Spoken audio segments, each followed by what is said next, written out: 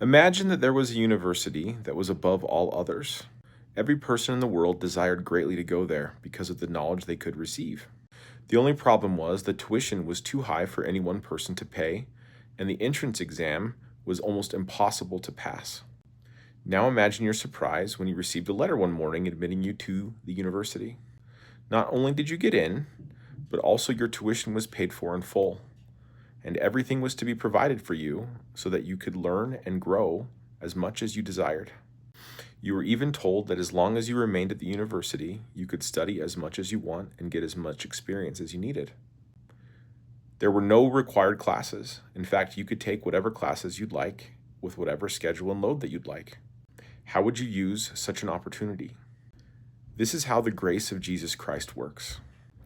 Jesus paid the unimaginable price for us to come to this earth so that we could learn and grow. And he continues to make it possible for us to receive as much of his goodness as we desire. Now, imagine that student at the university just sat in their dorm room the whole time and played video games and didn't take a single class. What if they never went to the library and studied? What if they never pursued what made them happiest? What if they never sought after things that were harder and harder and stretched themselves to grow? If that was the case, even though the gift was freely offered, it didn't profit that person anything to receive that gift. Though Jesus offers his grace freely to us, it doesn't profit us anything if we don't take advantage of what he's given us. If we don't take advantage of his mercy to learn to be just, we've squandered his gift.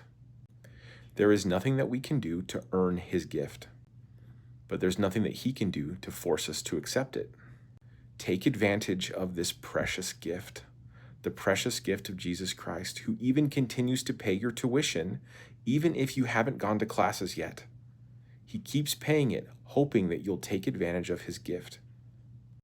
I invite you to use every moment that you have to become more like him, to serve others for him and as he would in your place, and to do all things that you can in order to spread peace and joy and goodness to others. If you do this, you will receive of his grace more and more until the perfect day, and the joy that you'll have with him and with everyone else that you've helped will be far exceeding anything that you could possibly imagine. Take care.